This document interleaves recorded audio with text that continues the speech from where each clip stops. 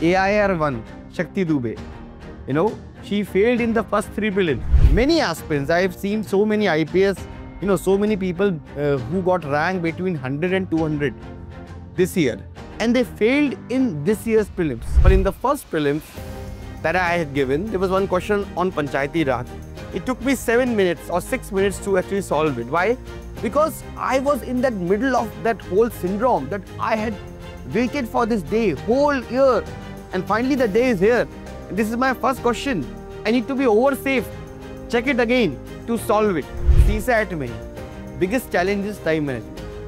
आपको 120 मिनट में 80 क्वेश्चन करने हैं. It's a very big challenge. You don't need to do PhD in all subjects. Rather, if you are great, if you are above average in all subjects, you'll clear prelims. मैंने देखा ऐसे लोग जो history के ज्ञानी रहे हैं, उनका कभी प्रीलिम्स नहीं क्लियर हुआ. क्यों? क्योंकि उनका मेजर ध्यान हिस्ट्री पे रहता था. कि आप नोट्स बनाओ, फैक्ट शीट बनाओ एक पेज और उसको बार बार रिवाइज करो.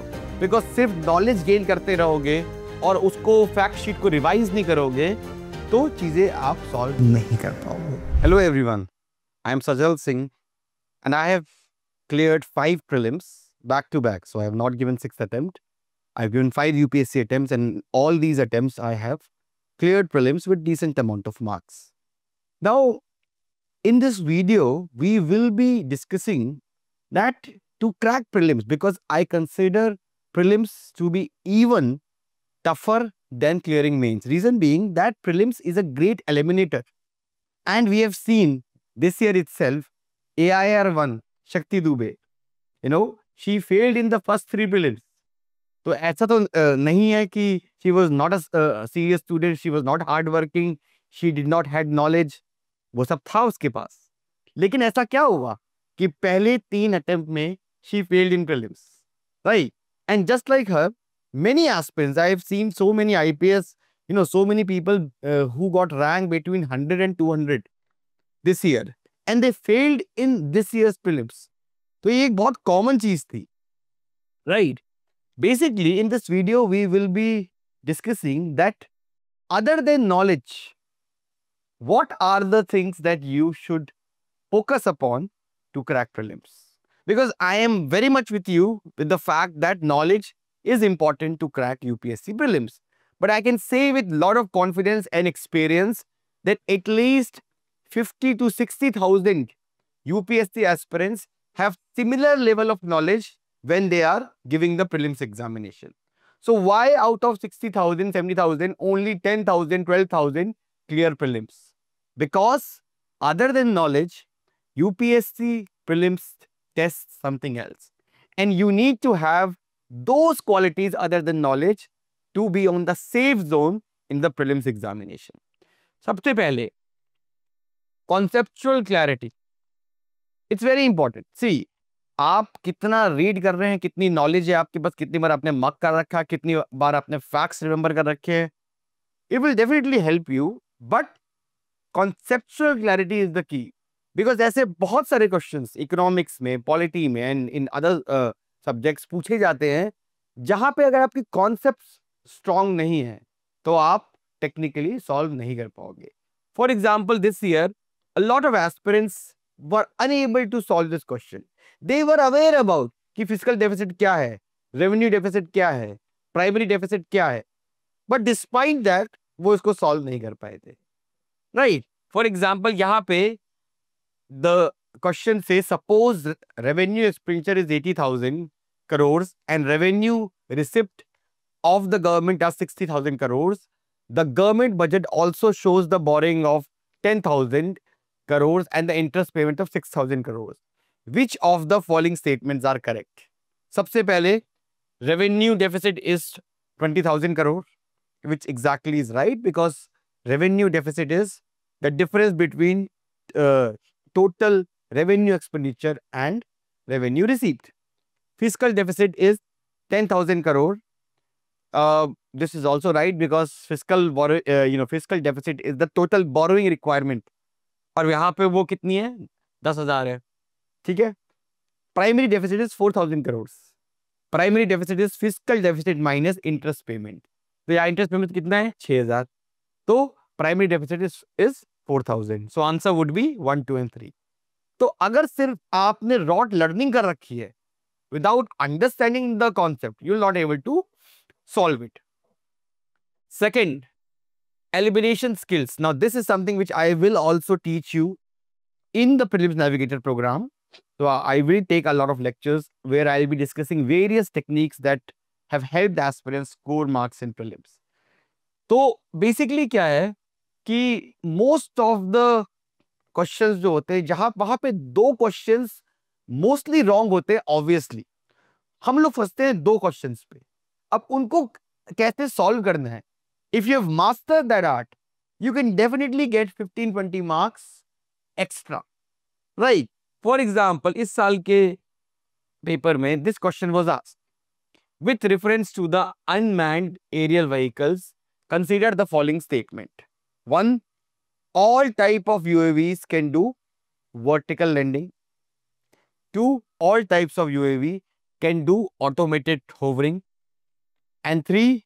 All types of UAV can use battery only as a source of power supply.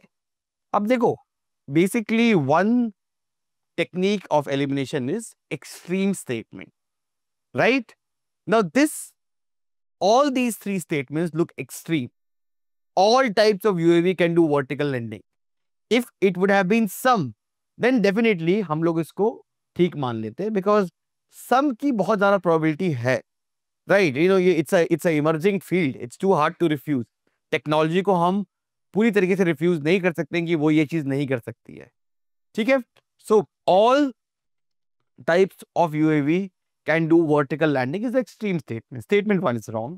Statement 2, all types of UAV can do automated hovering. Extreme statement wrong. All types of UAV can use battery only as a source of power supply. Extreme statement wrong. So the answer would be, how many of the statements are correct? None. Because तीनों extreme statement है. तो without having great knowledge also, अगर आपकी elimination skills अच्छी हैं तो आप कम से कम 15 से 20 क्वेश्चन सॉल्व कर सकते हो easily using this. Third is having inter disciplinary thinking. UPSC जैसे क्वेश्चन पूछ रही है, एक क्वेश्चन में हिस्ट्री भी है, ज्योग्राफी भी है, पॉलिटी भी है और आईआर भी है, right?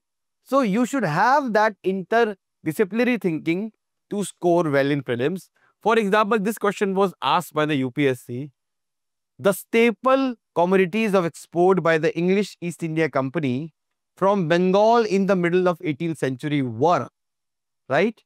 Now, this question is a mix of history and geography, right? कैसे?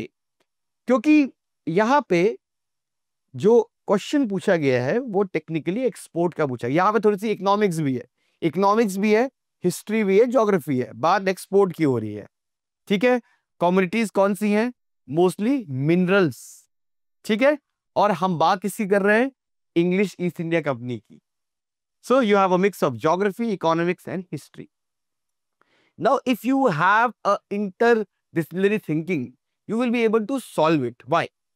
Because a geography or a history of a country can be changed, but not the geography.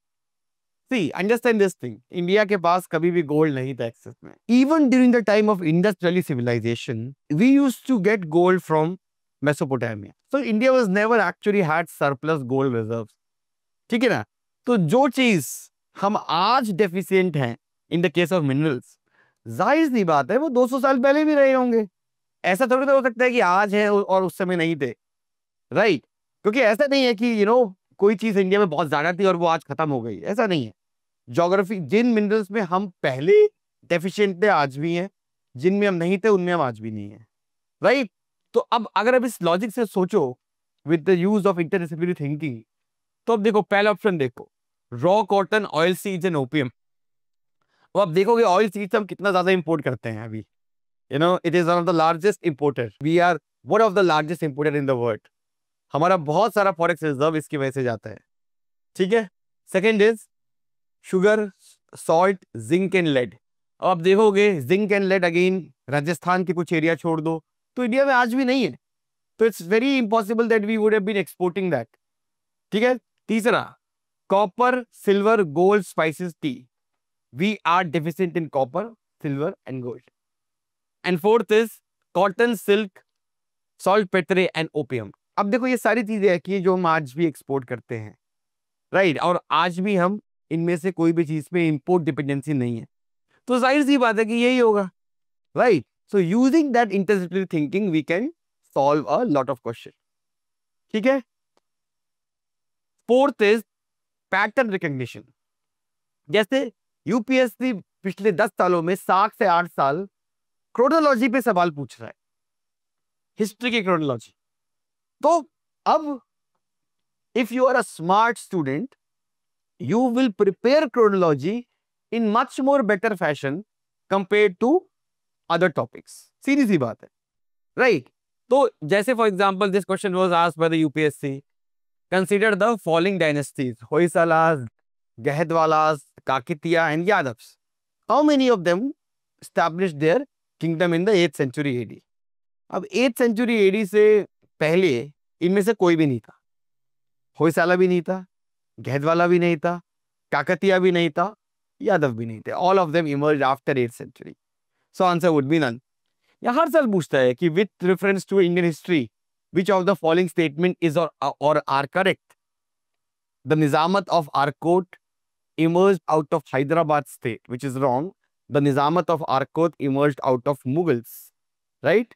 The Mysore kingdom emerged out of Vijayanagar Empire. This again is right actually.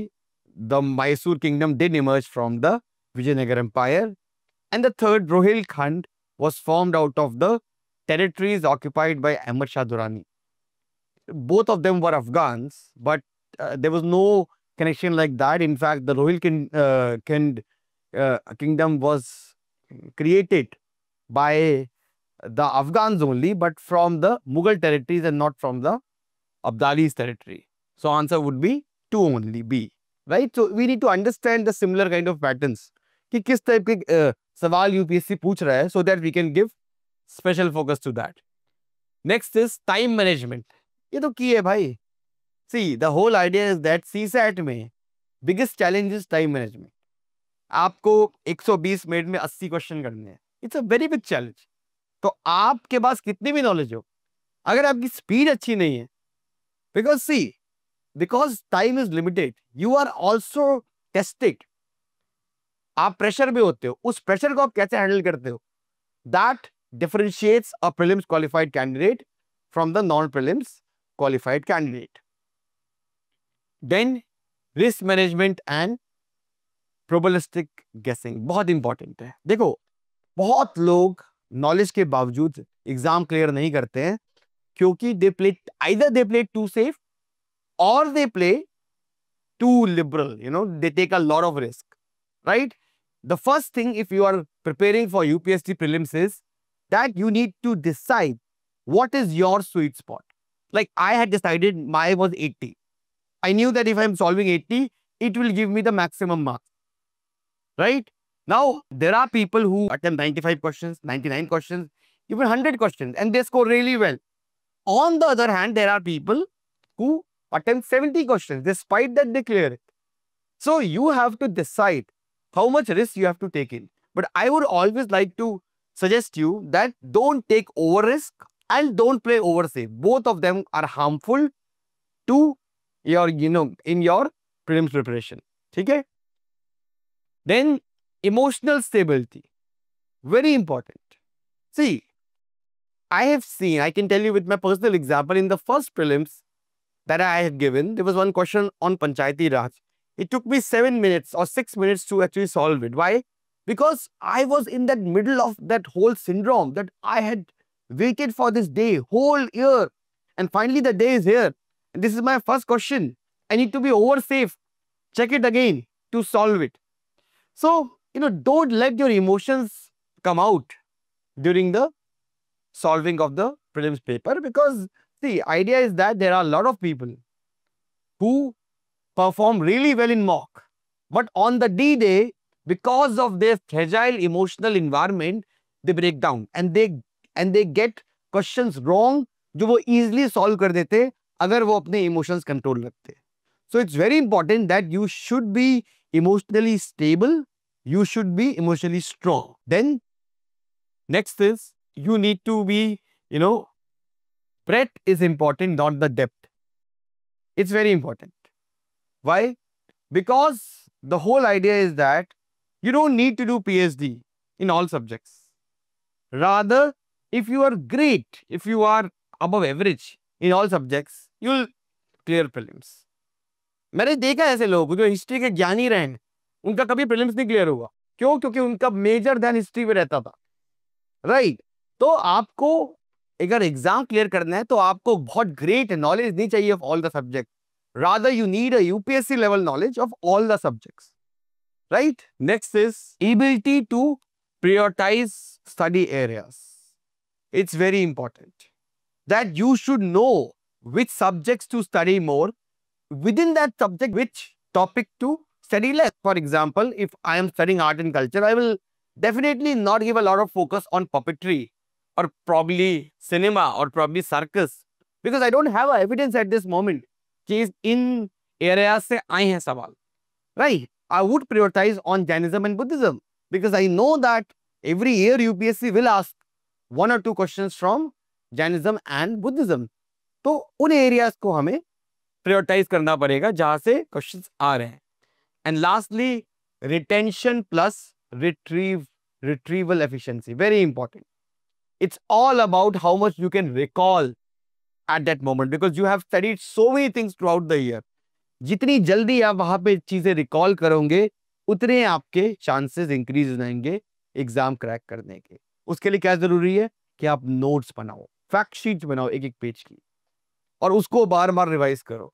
Because सिर्फ knowledge gain करते रहोगे और उसको fact sheet को revise नहीं करोगे तो चीजें आप सॉल्व नहीं कर पाओगे. ठीक है? सो with this we have come to end of the video, and I will be coming out with more videos with respect to prelims preparation. So this program, Prelims Navigator, as I have told you, is starting from 17th of November 2025, and as I've said earlier, I will be taking the PYQ and the smart hack strategies. तो ये जो topics हैं इन पे I will be focusing on. I'll be taking a weekly lecture, and it's my guarantee कि knowledge के beyond जो आपको extra चाहिए वो मैं एक्स्ट्रा दूंगा आपको इन लेक्चर्स में. Thank you.